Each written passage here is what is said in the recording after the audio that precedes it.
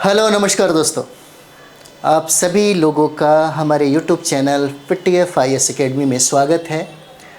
बहुत बहुत अभिनंदन है आप सभी लोगों का। तो हम लोग इतिहास पढ़ रहे थे और इतिहास में हम लोग एक तरफ मॉडर्न इंडिया भी कर रहे थे और मेडिवल इंडिया भी कर रहे थे। तो हम लोग मॉडर्न इंडिया में देखेंगे जो बहुत ही इम्पॉर्टेंट आपका टॉपिक है। यहाँ से बहुत सारे सवाल पूछे जाते हैं। अगर हम लोग ये मुग़ल का पतन यानी कि उत्तरकालीन अगर हम लोग मुग़ल वंश के बारे में पढ़ लें तो 2-3 प्रश्न निश्चित तौर पे आपसे बन ही जाएगा। मुग़ल वंश का पतन हम लोग आज देखने वाले हैं। इतिहास में जब हम लोग प्रारंभ करते हैं आधुनिक युग को, उस समय सबसे इम्पॉर्टेंट यही टॉपिक होता है, क्योंकि उत्तर मुग़ल काल में अगर देखा जाए तो बहुत ऐसे बादशाह हुए जहाँ से प्रश्न डायरेक्ट बनता भी है। तो चलिए हम लोग प्रारंभ करते हैं। हम लोग शुरुआत करते हैं मुग़ल वंश का पतन। मुग़ल वंश का पतन, मुग़ल वंश के पतन के बारे में सभी लोगों को पता होगा। कहे तो 1707 ईस्वी में औरंगजेब की मृत्यु के बाद मुग़ल साम्राज्य का पतन होना शुरू हो जाता है। औरंगजेब की मृत्यु के बाद होता है ये, क्योंकि औरंगजेब अपने समय में सबसे बड़ा, सबसे ज़्यादा शक्तिशाली बादशाह होता है। इस बादशाह की मृत्यु हो जाती है 1707 में, और 1707 में मृत्यु के बाद मुग़ल साम्राज्य जो बहुत बड़ा साम्राज्य था, बहुत संगठित साम्राज्य था, जिसका समाज में, राजनीति में बहुत ही ज़्यादा वर्चस्व था, वो समाज और वो राजनीति की बात करें, वो मुग़ल साम्राज्य की बात करें तो 1707 के बाद धीरे धीरे पतन की तरफ हो जाती है। इसलिए क्योंकि यहाँ पे औरंगजेब के बाद जितने भी बादशाह बैठते हैं उनमें यो योग्यता नहीं रहती जिसके वजह से सुदृढ़ता प्रदान कर सके या फिर से पतन हो रही जो संभावना है उसको ठीक किया जा सके। तो सबसे पहले हम लोग यहाँ पे औरंगजेब की मृत्यु के बाद जितने भी अयोग्य सम्राट यानी कि उत्तरकालीन मुग़ल वंश के बारे में हम लोग पढ़ेंगे, यानी कि मुग़ल के गद्दी पर कितने लोग आसीन हुए उनसे प्रश्न पूछा जाता है। सबसे पहले अगर हम लोग बात करें यहाँ पे तो देखेंगे जो हम लोग पढ़ने वाले हैं, क्योंकि यहाँ से डायरेक्ट प्रश्न पूछेगा और वहीं हम लोग बात करेंगे। सबसे पहला औरंगजेब की मृत्यु के बाद यहाँ पे बहादुर शाह प्रथम गद्दी पे बैठता है। और ये बहादुर शाह प्रथम जो है 1707 से लेकर के 1712 ईस्वी तक यहाँ पे गद्दी पर बैठता है। बहादुर शाह प्रथम सबसे पहले मुग़ल वंश के पतन में हम लोग देखेंगे। औरंगजेब की मृत्यु के बाद जो गद्दी पे बैठा ये औरंगजेब का पुत्र ही था, बहादुर शाह प्रथम नाम है। तो बहादुर शाह प्रथम का शासनकाल 1707 से लेकर के 1712 ईस्वी तक था। उसके बाद जो दूसरा बादशाह है, इसके बाद दूसरा बादशाह जिसका नाम है जहानदार शाह मुग़ल गद्दी पे बैठा जहानदार शाह। और यह जहानदार शाह मात्र एक साल पे ही शासन किया, 1 साल के लिए, यानी कि 1712 से लेकर के 1713 ईस्वी तक इसका शासन था। जहानदार शाह का शासनकाल देखा जाए तो 1712 से लेकर के 1713 तक था। पहले बहादुर शाह, उसके बाद क्रम में भी कभी कभी पूछा जाता है, इसलिए हम क्रम में ही लिखवाएंगे, इसलिए हम लोग क्रम में ही बात करेंगे। तो बहादुर शाह प्रथम जो 1707 से 12 तक रहा, उसके बाद जहानदार शाह 1712 से 13 तक रहता है। और उसके बाद जो है ये है फर्रुख शेर हो जाएगा। फर्रुख शेर जहानदार शाह के बाद गद्दी पे बैठता है। यह 1713 से लेकर के 1719 ईस्वी तक शासन करता है।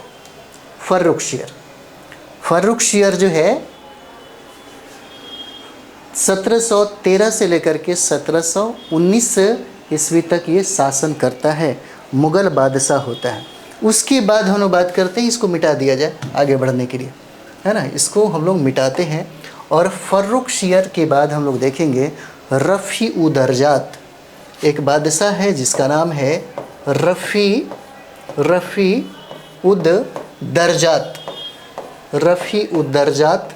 एक और भी नाम हम लोग देखते हैं रफ़ी उद दौला। रफ़ी उद दौला। और एक और बादशाह है जिसका नाम है नेकुसियर। नेकुसियर नाम है, नेकुसियर। ये जो 3 बादशाह हम लोग देख रहे हैं, रफ़ी उद दरजात, रफ़ी उद दौला और नेकुसियर, ये मात्र 1719 में ही सैयद बंधुओं के द्वारा इनको गद्दी प्राप्त करवाया जाता है और सैयद बंधुओं के द्वारा इनकी हत्या भी करवा दिया जाता है। यानी कि फर्रुखशियर के बाद रफ़ी उद दरजात गद्दी पे बैठा, रफ़ी उद दौला गद्दी पे बैठा और नेकुसियर गद्दी पे बैठता है। इसके बाद जो सबसे ज़्यादा सवाल पूछे जाते हैं आपसे, सबसे ज़्यादा जो सवाल पूछे जाते हैं, इसके बाद गद्दी पे जो बैठता है उसका नाम है मुहम्मद शाह, जिसको हम लोग रंगीला बादशाह भी कहते हैं। मुहम्मद शाह है, मुहम्मद शाह, जिसको हम लोग रंगीला बादशाह कहते हैं। हम लोग पूरा डिटेल्स में पढ़ेंगे, सबके बारे में हम लोग पढ़ेंगे, रंगीला बादशाह। और ये 1719 से लेकर के 1748 ईस्वी तक यह शासन करता है। मुहम्मद शाह मुग़ल की गद्दी पर 1719 से लेकर के 1748 तक ये शासन करता है, जिसका नाम है मुहम्मद शाह, और इसे रंगीला बादशाह के नाम से भी जानते हैं हम लोग। उसके बाद यहाँ पे हम लोग देखेंगे अहमद शाह नाम है, अहमद शाह। मुहम्मद शाह के बाद अहमद शाह गद्दी पे बैठता है। 1748 से लेकर के 1754 तक शासन करता है। 1748 से लेकर के 1754 तक शासन करता है अहमद शाह। यहाँ पे अहमद शाह है। अहमद शाह के बाद आलमगीर द्वितीय गद्दी पे बैठता है। उसके बाद यहाँ पे देखिएगा आलमगीर द्वितीय जो है वह गद्दी पे बैठता है, आलमगीर द्वितीय। और ये जो है 1754 से लेकर के 1759 ईस्वी तक शासन करता है। आलमगीर द्वितीय जो है 1764 से लेकर के 54 से लेकर के 1759 तक ये गद्दी पे बैठता है। ये मुग़ल बादशाह है। और भी आगे हम लोग देखते हैं, इसको आगे मिटा दिया जाए, है ना। अगला हम लोग देखते हैं। उसके बाद हम लोग देखेंगे यहाँ पे शाह आलम द्वितीय। शाह आलम द्वितीय, यहाँ से बहुत सारे प्रश्न पूछे जाते हैं। शाह आलम द्वितीय के बारे में हम लोग देखेंगे। 1759 से लेकर के 1806 ईस्वी तक 1806 ईस्वी तक शासन करता है शाह आलम द्वितीय। शाह आलम से भी बहुत सारे प्रश्न पूछे जाते हैं। शाह आलम द्वितीय का जो शासनकाल है 1759 से लेकर के 1806 तक शासनकाल है। यहाँ से बहुत सारे सवाल आपसे पूछे जाएंगे। और शाह आलम द्वितीय के बाद अकबर द्वितीय का स्थान आता है। अकबर द्वितीय गद्दी पे बैठता है, अकबर द्वितीय, और यह 1806 से लेकर के 1837 तक राज करता है। यह 1806 से लेकर के 1837 तक मुग़ल साम्राज्य का बादशाह बनता है। उसके बाद जो अंतिम बादशाह है, इसके बाद जो हम लोग देखेंगे अंतिम बादशाह है जिसका नाम है बहादुर शाह द्वितीय या बहादुर शाह जफ़र के नाम से भी जाना जाता है ना। इसको जफ़र बोलते हैं। इसका शासनकाल 1837 से लेकर के यहाँ पे देखिएगा, या तो 1862 ही ले लीजिए, 1862 में इसकी मृत्यु हो जाती है। यहाँ तक हमें इससे पढ़ना है। तो चलिए हम लोग उस सारे बादशाह के बारे में, जो उत्तरकालीन जो मुग़ल बादशाह हैं, यहाँ से प्रश्न पूछा जाता है। इसीलिए हम लोग क्रम में भी देख लिए। क्रम में इसको एक बार लिख लीजिए, और लिखने के बाद 2-4 बार अगर रिवाइज करते हैं तो मुझे लगता है कि आपको हमेशा याद रहेगा। जिस तरह से हम भी उस तरह से बताएं तो क्रम में याद हो जाता है। 2 बार 3 बार 4 बार अगर लिख करके याद करेंगे तो हमेशा याद रहेगा। बाकी अपने दोस्तों के बीच में भी पूछा पूछी कर लेंगे तो और कंठस्थ हो जाता है। चलिए अब हम लोग देखते हैं यहाँ पे हम लोग देखते हैं। तो औरंगजेब की मृत्यु 1707 ईस्वी में हो जाती है। औरंगजेब के समय यहाँ पे देखेंगे कि मुग़ल प्रांत या राज्य कहें, प्रांत कहें, राज्य कहें, दोनों बराबर हैं। इस समय प्रांतों की कुल संख्या 21 थी, 21। औरंगजेब की मृत्यु 1707 में हो जाती है। तीन के पुत्रों के बीच में गृह युद्ध फैल जाता है। इनके 3 पुत्र थे। औरंगजेब के 3 पुत्र होते हैं जिसका नाम है मुअज़्ज़म, आज़म और कामबख्श। 3 पुत्र हैं। औरंगजेब के 3 पुत्र हो जाते हैं। मुअज़्ज़म जो काबुल का सूबेदार था, और आज़म जो गुजरात का सूबेदार था, और कामबख्श जो है वह बीजापुर के सूबेदार था। तीनों लोग आपस में लड़ जाते हैं गद्दी को प्राप्त करने के लिए। तीनों लोग जो हैं आपस में लड़ जाते हैं गद्दी को प्राप्त करने के लिए। इन तीनों भाइयों के बीच में गृह युद्ध हो जाता है। तीनों भाइयों के बीच में गृह युद्ध हो जाता है और उसमें सफल होता है मुअज़्ज़म। उसमें सफल होता है मुअज़्ज़म जो औरंगजेब का बड़ा पुत्र था, जो बहादुर शाह प्रथम के नाम से गद्दी पे बैठता है, जो बहादुर शाह प्रथम के नाम से गद्दी पे बैठता है। चलिए आगे अगला हम लोग पॉइंट भी देखते चलेंगे, है ना। चलिए यहाँ पे हम लोग देखते हैं। मुअज़्ज़म ने लाहौर के पास खुद को बादशाह घोषित कर दिया। खुद को क्या? बादशाह घोषित कर दिया। किस नाम से? बहादुर शाह प्रथम के नाम से वह गद्दी पर बैठा। प्रथम के नाम से, बहादुर शाह प्रथम के नाम से वह स्वयं को बादशाह घोषित कर दिया। कौन घोषित किया? तो मुअज़्ज़म घोषित करता है। और मुअज़्ज़म जो है औरंगजेब का बड़ा पुत्र है। हम लोग पॉइंट भी इस तरह करेंगे ताकि प्रश्न ना छूटे आपसे। अगर आप हमसे जुड़े हैं तो इतिहास आपसे ख़राब नहीं होना चाहिए। आप हमसे जुड़े हैं तो आपका इतिहास ख़राब नहीं होगा। चाहे कोई भी एग्ज़ाम हो, बीपीएससी हो या कोई भी हो, जब हम लोग पढ़ रहे हैं तो वहाँ से प्रश्न नहीं गड़बड़ होगा। आप 15-20 सालों में जितने भी सवाल पूछे गए हैं, अगर आप मुग़ल का पतन देखिएगा तो सारे के सारे सवाल यहाँ से मिलेंगे। तो चलिए हम लोग देखते हैं मुअज़्ज़म जो है लाहौर में अपने आप को बादशाह घोषित कर लेता है बहादुर शाह प्रथम के नाम से। उसके बाद देखिएगा ये जजाऊ का युद्ध लड़ता है, जजाऊ का युद्ध। और ये जजाऊ का युद्ध होता है 18 जून 1707 को। 2 भाइयों के बीच में युद्ध होता है। मुग़ल गद्दी को प्राप्त करने के लिए 2 भाइयों के बीच में युद्ध हो जाता है। एक तरफ होते हैं बहादुर शाह जिसका नाम है मुअज़्ज़म, और दूसरी तरफ है आज़म। यानी कि मुअज़्ज़म और आज़म के बीच में युद्ध होता है जिसका नाम है जजाऊ का युद्ध। और यह जजाऊ का युद्ध होता है 18 जून 1707 को। 18 जून 1707 को होता है जजाऊ का युद्ध। ये दोनों भाइयों के बीच में युद्ध होता है। मुग़ल के गद्दी को प्राप्त करने के लिए दोनों भाई आपस में लड़ जाते हैं। और दोनों भाई में मुअज़्ज़म बड़े भाई और छोटे भाई आज़म के मध्य में ये लड़ाई होती है। और जजाऊ के युद्ध में बड़ा भाई जीतता है और आज़म जो है वह आज़म हार जाता है। यहाँ पे आज़म हार जाता है। तो जजाऊ का युद्ध भी कभी कभी पूछा जाता है कि जजाऊ का युद्ध कब हुआ, तो यहाँ पे ज़रूर बताइएगा। 18 जून 1707 को होता है। 2 लोगों के बीच में यह युद्ध हो जाता है। एक है मुअज़्ज़म और दूसरा है आज़म। वहीं मुअज़्ज़म जो बहादुर शाह प्रथम के नाम से वह लाहौर में खुद को बादशाह घोषित कर लेता है। उसके बाद दूसरा जो युद्ध है बीजापुर का युद्ध, एक और भाई बच गया रहता है। फिर से बहादुर शाह और कामबख्श के बीच में युद्ध हो जाता है। यानी कि मुअज़्ज़म और कामबख्श के बीच में युद्ध होता है, जिस युद्ध को हम लोग बीजापुर का युद्ध कहते हैं। बीजापुर का युद्ध कहते हैं। और यह होता है 18 जनवरी 1709 को।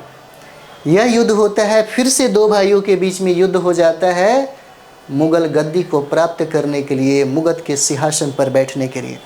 2 भाइयों के बीच में बहादुर शाह प्रथम और यहाँ पे कामबख्श के बीच में लड़ाई होता है। और दोनों में एक जो कामबख्श है ये हार जाता है।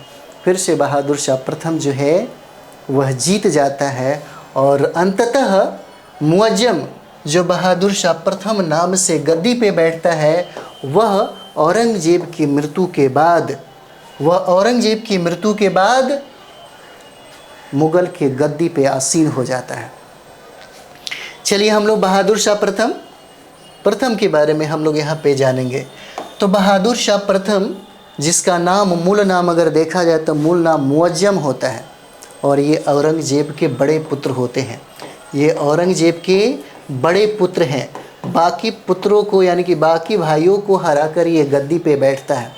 ये गद्दी पे बैठता है 1707 में और अंतिम इसका है 1712 तक। इसीलिए शासनकाल भी याद रखना ज़रूरी है। इसका मूल नाम मुअज्जम है और यह शाह आलम प्रथम के नाम से गद्दी पे बैठता है। खफी खां कहता है इसके बारे में, खफी खां एक इतिहासकार है।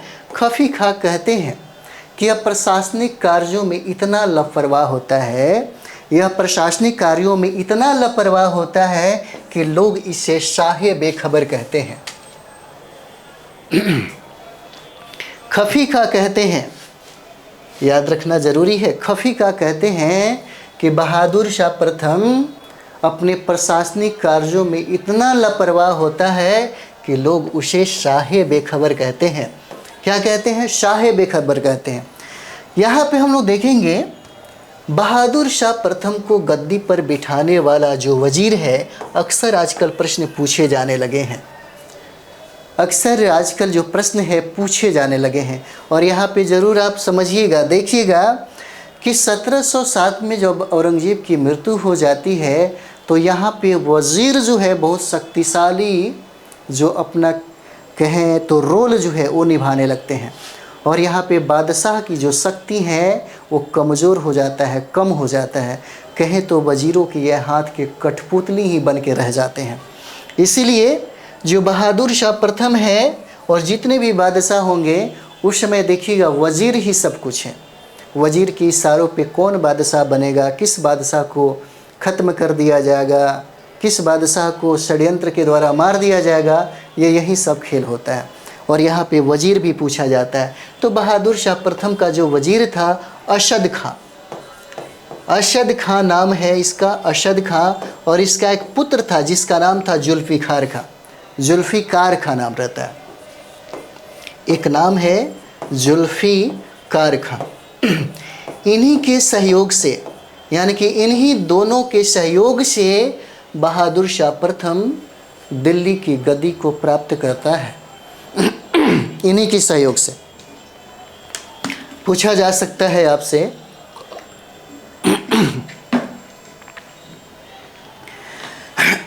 चलिए आगे बढ़ते हैं।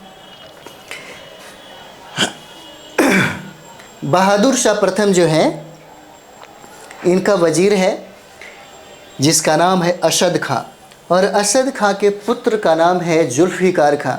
इन दोनों के सहयोग से ही बहादुर शाह गद्दी को प्राप्त करता है। यहाँ पे गद्दी को प्राप्त करता है। चलिए आगे भी बढ़ा जाए, और भी बहुत सारी चीज़ें हैं यहाँ पे। बहादुर शाह प्रथम 63 वर्ष की अवस्था में दिल्ली का बादशाह बनता है। दिल्ली का बादशाह यानी कि मुग़ल साम्राज्य का बादशाह बनता है 63 वर्ष की अवस्था में।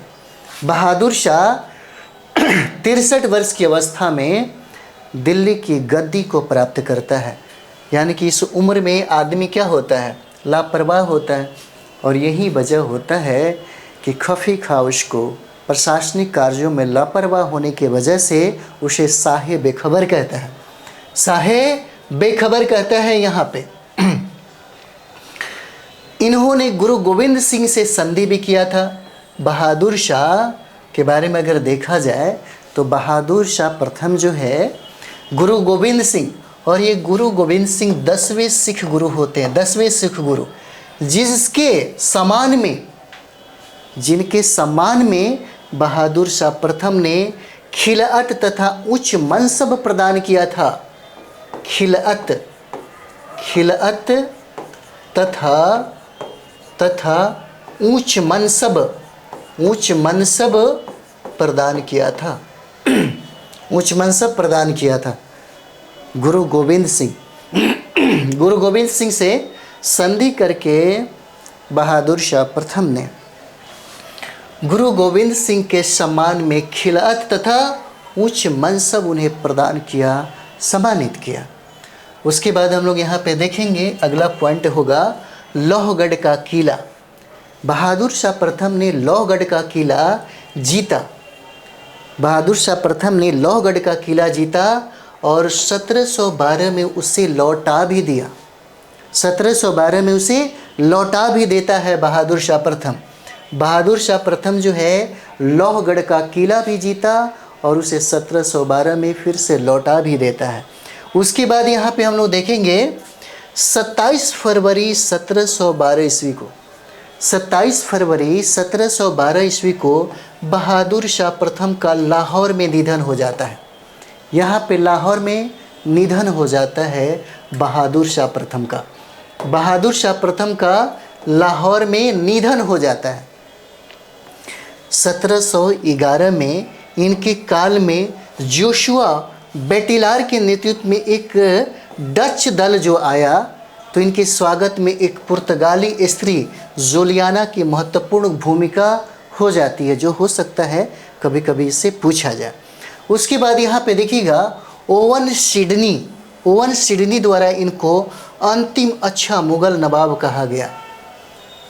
यानी कि 63 वर्ष की अवस्था में जब ये बादशाह बने तो इन्होंने बहुत ऐसे काम भी किया, अच्छा खासा काम किया। इसीलिए ओवन सिडनी ने इनको कहा कि मुग़ल बादशाह यानी कि औरंगजेब की मृत्यु के बाद जितने भी गद्दी पे बैठा उन सारे लोगों में कोई एक, यानी कि बहादुर शाह प्रथम जो है अंतिम अच्छा मुग़ल नवाब था, अंतिम अच्छा मुग़ल नवाब था। बहादुर शाह प्रथम के 4 पुत्र थे।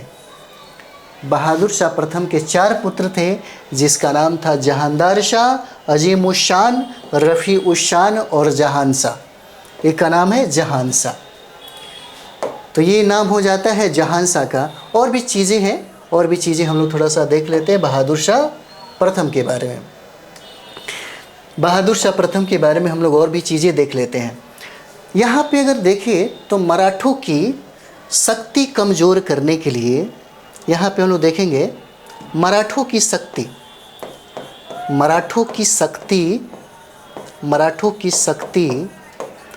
को कमज़ोर करने के लिए बहादुर शाह प्रथम, मराठों की शक्ति को कमज़ोर करने के लिए बहादुर शाह प्रथम जो है वह शाहू को 1707 में ही क्या करता है, आज़ाद कर देता है।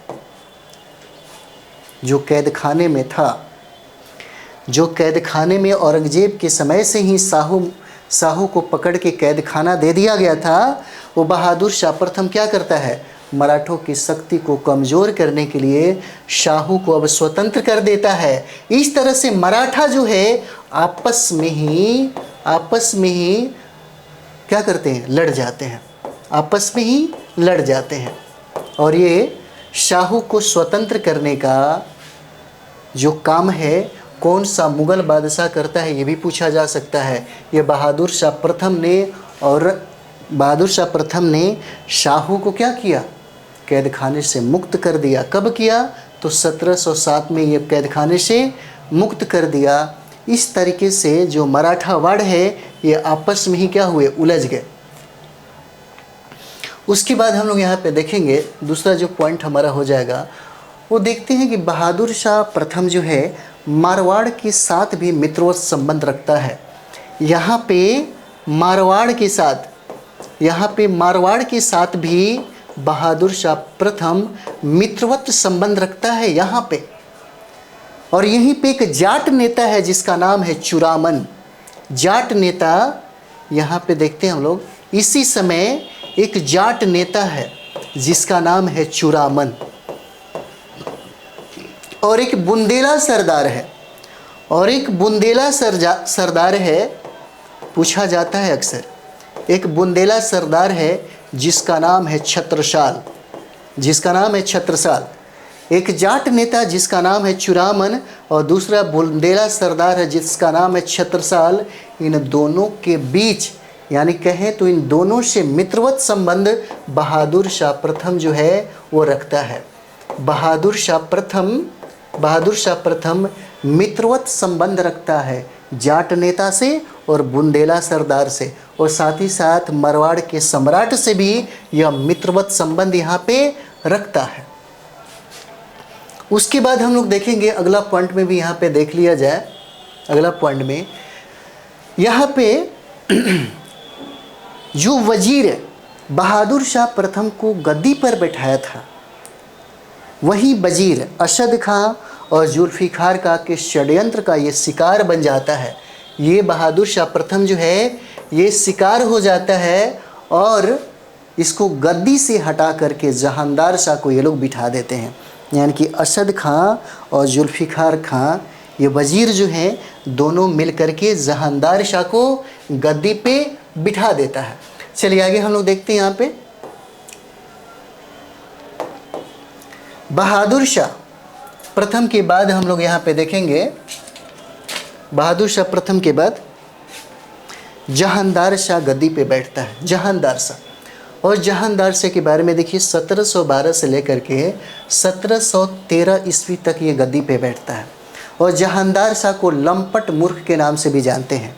पूछा जाता है एग्जाम में, पहले यूपीएससी में पूछा करता था यहाँ से, जो उपनाम है साहेब बेखबर, रंगीला बादशाह, घृणित कायर, लंपट मूर्ख, अक्सर पूछा जाता था। एक बार पूछा हुआ था। चलिए जुल्फी यहाँ पे हम लोग देखेंगे, ये है जहांदार शाह। तो जहांदार शाह 1712 से लेकर के 1713 ईस्वी तक शासन करता है, दिल्ली की गद्दी पे बैठता है। हम लोग इसको लंपट मूर्ख के नाम से जानते हैं। और यहाँ पे देखा जाए तो जुल्फिकार खां जो हैं, जुल्फिकार खां ये सामंत हैं, ये वजीर हैं, और इन्हीं के सहयोग से जहांदार शाह गद्दी को प्राप्त करता है। इसी के सहयोग से जहांदार शाह गद्दी को प्राप्त करता है। और यहाँ पे देखिएगा जय सिंह, यहाँ पे देखिए जय सिंह को मिर्ज़ा की उपाधि दी गई और मालवा का सूबेदार नियुक्त किया गया। यहाँ जय सिंह से बहुत सारे सवाल पूछे जाते हैं। अभी हम जिक्र करते हैं जय सिंह के बारे में। देखिए जय सिंह ये आमेर के शासक हैं। जय सिंह आमेर के शासक हैं। प्रश्न पूछा जाता है, ये आमेर के शासक हैं और इनको उपाधि मिलती है मिर्ज़ा समाई राजा की। ये मिर्ज़ा समाई राजा की उपाधि से नवाजे जाते हैं। मिर्ज़ा समाई राजा उपाधि होती है जिसे ये धारण करते हैं। और जय सिंह जयनगर की स्थापना करते हैं। जय सिंह जयनगर की स्थापना करते हैं और जयनगर को गुलाबी शहर कहा जाता है। जयनगर को गुलाबी शहर कहा जाता है, इसी को गुलाबी शहर कहा जाता है। जय सिंह के बारे में कहा जाता है, चलिए मिटा दीजिए, और भी सारे पॉइंट है। जय सिंह के बारे में कहा जाता है कि इन्होंने नक्षत्र विज्ञान, जो पूछा जाता है, इन्होंने नक्षत्र विज्ञान और रेखा गणित में बहुत रुचि रखते थे। और रेखा गणित में बहुत रुचि रखते थे। और यही वजह था कि नक्षत्र विज्ञान से संबंधित संस्कृत में एक सारणी का निर्माण करवाया,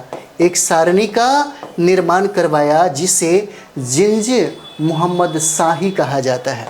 जिसे जिंज मोहम्मद शाही कहा जाता है। अक्सर ये सवाल पूछा जाता है, अक्सर ये सवाल है, यह पूछा जाता है कि जय सिंह ने नक्षत्र विज्ञान, क्योंकि नक्षत्र विज्ञान में इनको बहुत रुचि थी और ये रेखा गणित में बहुत ज़्यादा रुचि रखते थे। और यही वजह था कि नक्षत्र विज्ञान से संबंधित यहाँ पे देखिएगा तो इन्होंने संस्कृत में एक सारणी तैयार करवाया, जिसको हम लोग जिंज मोहम्मद शाही कहते हैं। और जय सिंह ने एक चीज़ और भी देख लेते हैं, यही जय सिंह ने नेपियर और यूक्लिड ग्रंथों का, इसी जय सिंह ने नेपियर, यहाँ पे देखते हैं नेपियर और यूक्लिड ग्रंथों का संस्कृत भाषा में अनुवाद कराया था, पूछा जाता है। जय सिंह ने नेपियर और यूक्लिड के ग्रंथों का किस भाषा में, तो संस्कृत भाषा में क्या करवाया था, अनुवाद करवाया था जय सिंह ने। यहीं पे इन्होंने अनुवाद करवाया था। और सबसे इम्पोर्टेंट है जो बार बार प्रश्न पूछता है, उत्तर प्रदेश के पीसीएस में सबसे ज़्यादा सवाल, बिहार के जितने भी एग्जाम में सबसे ज़्यादा सवाल, और यूपीएससी में भी बहुत ज़्यादा सवाल पूछा जाता है। वो सवाल यहाँ पे बनता है कि इन्होंने 5 स्थानों पर, जंतर मंतर या वेधशाला की बात करें तो 5 स्थानों पर वेधशाला की स्थापना करवाया। किसने, जय सिंह ने। 5 स्थानों पर जय सिंह ने वेधशाला की स्थापना करवाया, जंतर मंतर का। पहला वो जयपुर हो जाएगा, पहला जो स्थान है वह जयपुर हो जाता है, जयपुर। और जयपुर के बाद दूसरा स्थान जो है वह दिल्ली का हो जाएगा, दिल्ली का। और तीसरा स्थान जो है वह मथुरा का होता है, तीसरा स्थान मथुरा का। चौथा स्थान बनारस का है, चौथा स्थान बनारस का। और पांचवा स्थान उज्जैन का हो जाएगा। 5 जगहों पर जय सिंह ने वेधशाला का निर्माण करवाया। जयपुर हो जाएगा, दिल्ली हो जाएगा, मथुरा हो जाएगा, बनारस हो जाता है और उज्जैन हो जाएगा। और क्या है, उज्जैन हो जाएगा। यानी कि 5 स्थानों पर इन्होंने क्या करवाई, 5 स्थान पे जय सिंह ने वेधशाला का निर्माण करवाया। जो अक्सर ये सवाल जो है यह पूछा जाता, बहुत इम्पोर्टेंट। चलिए आगे हम लोग बढ़ेंगे, आगे बढ़ते हैं। यहाँ पे देखिए अजीत सिंह जो मारवाड़ शासक थे उनको महाराज की उपाधि दी गई। अजीत सिंह को किसके द्वारा, जहांदार शाह के द्वारा। और इसके समय में जजिया कर को समाप्त कर दिया गया, जहांदार शाह के द्वारा जजिया कर को समाप्त कर दिया गया। और इसने इजारा व्यवस्था को लागू किया था। और इसी के समय जुल्फिकार खां सुभग चंद्र को अपना प्रशासनिक अधिकार क्या कर दिया, दे दिया। और जहांदार शाह का संबंध एक बेश्या लाल कुंवर से था, जो अक्सर पूछा जाता है। थोड़ा इनके वजह से आलोचना किया जाता है ना, कि जहांदार शाह का संबंध एक बेश्या है जिसका नाम है लाल कुंवर। पूछा जाता है कि मुगल कौन ऐसा बादशाह है जिसका संबंध जो है लाल कुंवर से था, तो ये जहांदार शाह हो जाते हैं, ये जहांदार शाह हो जाएंगे। और जहांदार शाह के भतीजे फर्रुखशियर ने सैयद बंधुओं की मदद से क्या कर दिया, इनकी हत्या करवा दी। कहने का मतलब है कि जहांदार शाह के समय में जुल्फिकार खां इसके वजीर हैं।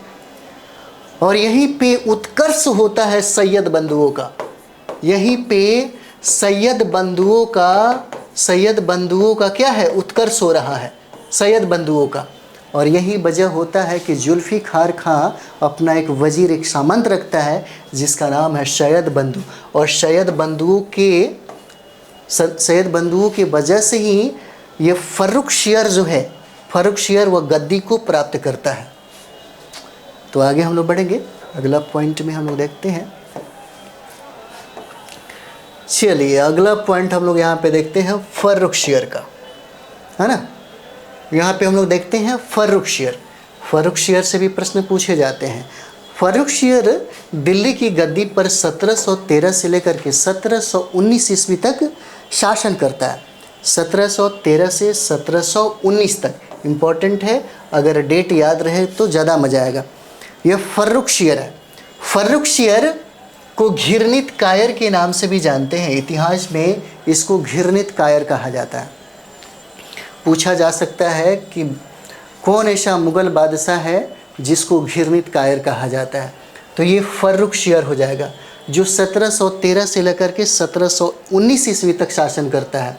और ये सैयद बंधुओं की सहायता से बादशाह बनता है। सैयद बंधु 2 भाई रहते हैं, 2 भाई।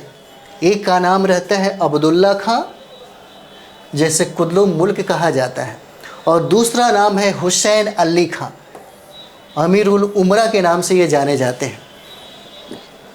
इन्हीं के सहयोग से फर्रुखशियर मुग़ल की गद्दी पे बैठते हैं। सैयद बंधुओं को यहाँ पे देखिएगा तो सैयद बंधुओं को राजा बनाने वाला कहा जाता है, सैयद बंधु को किंग मेकर कहा जाता है, सैयद बंधुओं को नृप निर्माता भी कहा जाता है, सैयद बंधुओं को नृप निर्माता भी कहा जाता है, नृप निर्माता कहा जाता है इनको, यानी कि राजा बनाने वाला सैयद बंधुओं को राजा बनाने वाला कहा जाता है। यहीं पे कह सकते हैं कि संपूर्ण प्रशासन पर सैयद बंधुओं का ही नियंत्रण था। संपूर्ण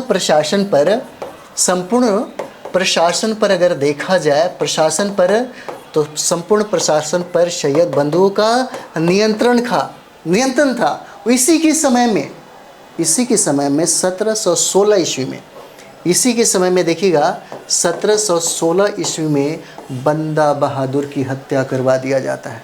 बंदा बहादुर की हत्या करवा दिया जाता है। चलिए यहाँ पे देखते हैं फर्रुखशियर ने जय सिंह को सवाई की उपाधि दी थी, सवाई की उपाधि, और इसने जजिया कर समाप्त किया और कई जगहों पर तीर्थ यात्रा कर भी हटा दिया। किसने? फर्रुखशियर ने। फर्रुखशियर के समय में 1716 में बंदा बहादुर की हत्या करवा दिया गया और 1717 में अंग्रेज़ों के लिए एक फरमान जारी किया गया और कहा जाता है कि 1719 में सैयद बंधुओं ने बालाजी विश्वनाथ के साथ दिल्ली की संधि की और इसी संधि द्वारा 1719 में ही फर्रुखशियर की हत्या करवा दिया गया। फर्रुखशियर की हत्या यहाँ पे करवा दिया जाता है। अच्छी एक चीज़ और भी हम लोग यहाँ पे देखें तो अच्छा रहेगा, है ना। यहाँ पे हम लोगों ने देखा कि 1719 में सैयद बंधु और मराठा दोनों जो हैं, सैयद बंधु और बालाजी विश्वनाथ के बीच में क्या होता है? एक संधि होता है जिसको हम लोग दिल्ली के संधि के नाम से जानते हैं। और ये मराठों के लिए जो संधि हुआ था, मराठों के लिए रिचर्ड टेम्पल नामक एक व्यक्ति ने, रिचर्ड टेम्पल ने कहा, क्या कहा? रिचर्ड टेम्पल ने मराठों के लिए जो संधि हुआ था मुग़ल और मराठों के बीच में, उस संधि को मैग्ना कार्टा कहा। इस संधि को मैग्ना कार्टा कहा, मैग्ना कार्टा यानी कि महाअधिकार पत्र कहा। किसने? रिचर्ड टेम्पल ने। रिचर्ड टेम्पल ने 1719 में जो मराठों के बीच में और मुग़लों के बीच में, यानी कि सैयद बंधुओं के बीच में बालाजी विश्वनाथ के साथ जब संधि होती है, उसी संधि को हम लोग दिल्ली संधि के नाम से जानते हैं। और यहीं पे रिचर्ड टेम्पल ने इस संधि को मराठों के लिए महाअधिकार पद या कहे तो क्या मैग्ना कार्टा कहा। यहीं पे वो मैग्ना कार्टा कहता है। चलिए यहीं पे एक चीज़ और भी पॉइंट हम लोग देखते हैं।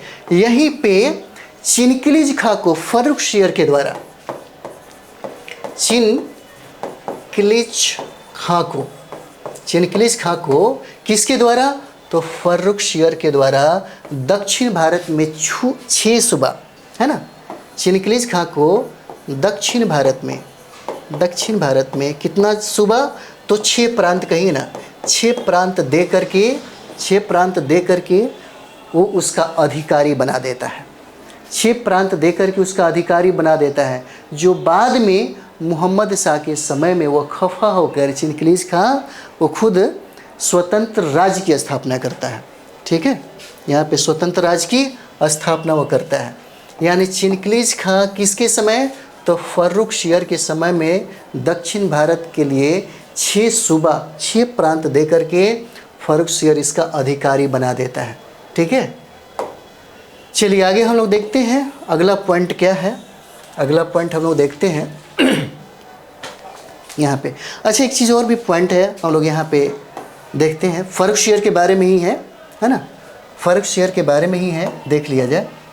कहा जाता है कि 1719 ईस्वी में ही, यहाँ पे देखते हैं 1719 ईस्वी में ही जॉन सरमन के नेतृत्व में एक अंग्रेजी जो दल है फर्रुखशियर के दरबार में आती है। कब? तो 1719 में आती है जॉन सरमन के नेतृत्व में। जॉन सरमन के नेतृत्व में एक दल भारत आता है, और इस भारत में जो दल सर जॉन सरमन के नेतृत्व में एक दल जो है वो भारत आता है, और इसी दल में एक डॉक्टर रहता है जिसका नाम है हैमिल्टन। हैमिल्टन नाम रहता है, यह अंग्रेजी एक डॉक्टर है।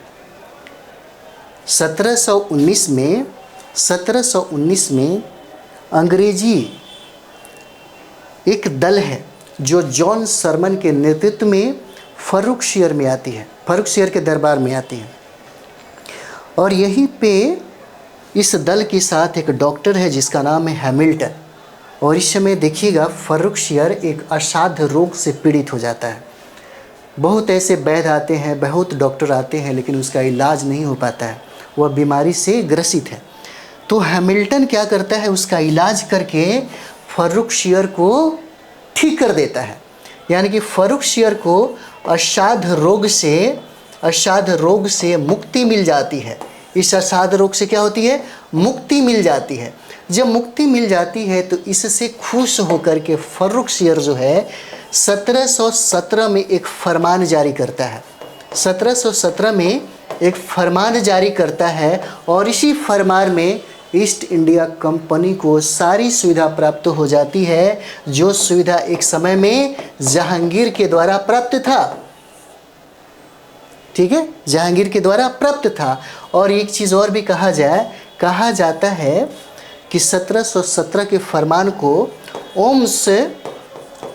ओम्स महोदय के द्वारा इस फरमान को अंग्रेजों के लिए मैग्ना कार्टा कहा गया। अंग्रेजों के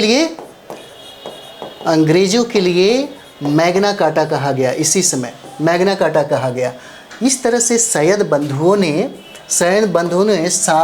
यानी कि सैयद बंधु क्या करता है, साहू के साथ मिल करके उसके साथ गठबंधन बना करके फर्रुखशियर की हत्या करवा देती है। यहीं पे उसकी हत्या करवा देती है, और हत्या करवाने के बाद 3-4 बादशाहों को गद्दी पे बैठाता है। रफ़ीउद्दर्जात, रफ़ीउद्दौला, निकुसियर, फिर उसके बाद मोहम्मद शाह, जो हम लोग देखेंगे। चलिए आगे बढ़ते हैं हम लोग।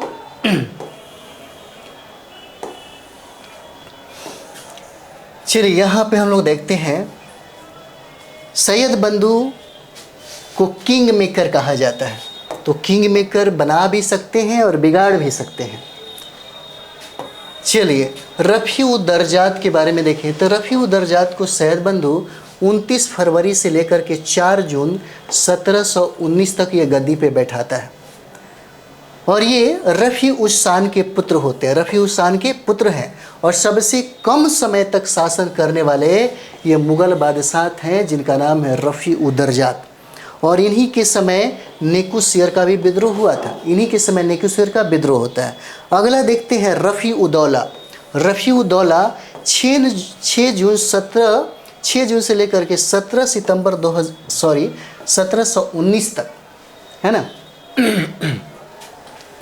यहाँ पे देखिए रफ़ीउद्दौला 6 जून से लेकर के 17 सितंबर 1719 तक ये शासन करता है, और ये जो है शाहजहाँ द्वितीय की उपाधि धारण करता है।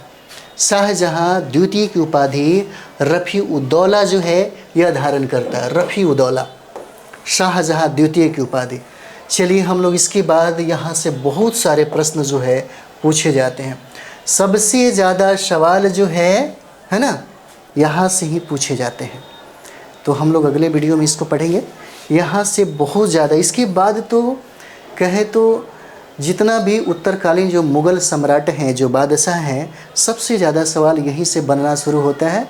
और बीपीएससी जितना भी कंपटीशन है वहाँ पे सबसे ज़्यादा सवाल यहाँ से पूछे गए। तो चलिए हम लोग पूरा डिटेल्स में तो पढ़ ही रहे हैं, आगे भी इसी तरह करते रहेंगे। मिलते हैं हम लोग अगले वीडियो में।